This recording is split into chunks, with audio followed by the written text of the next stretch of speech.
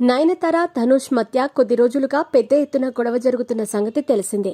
నెట్ఫ్లిక్స్లో నయనతార డాక్యుమెంటరీలో ధనుష్ నిర్మించి విఘ్నేష్ శివ దర్శకత్వం వహించిన సినిమా క్లిప్ వాడుకున్నారని, అందుకు గాను 10 కోట్లు ఇవ్వాలని ధనుష్ టీం అడిగింది.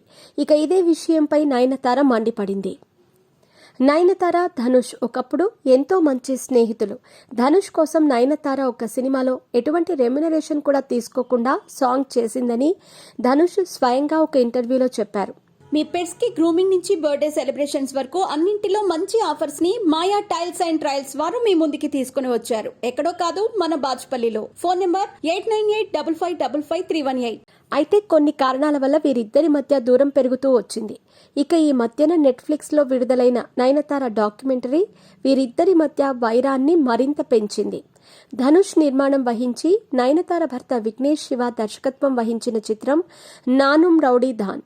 ఈ సినిమాతోనే నయనతార తన భర్త విఘ్నేష్ శివ అంటూ ప్రేమలో పడింది. ఈ క్రమంలో ఈ సినిమాకి సంబంధించిన ఒక 10 సెకండ్ల క్లిప్పుని తన డాక్యుమెంటరీలో వాడుకున్నారు ఈ జంట.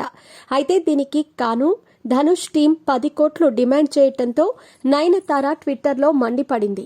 ఈ క్రమంలో ఇప్పుడు ధనుష్ అభిమానులు నయనతార పైన తెగ కోపంతో ఉన్నారు. ఇక్కడి వరకు కథ బాగానే ఉన్నా ధనుష్ అభిమానులు మహేష్ బాబు పైన కూడా తమ కోపం చూపించటం అందరినీ ఆశ్చర్యానికి గురిచేస్తోంది. అసలు విషయానికొస్తే మహేష్ బాబు తన ఇన్స్టాగ్రామ్లో నయనతార డాక్యుమెంటరీని షేర్ చేసి 3 హార్ట్ ఎమోజీస్ ని పెట్టారు.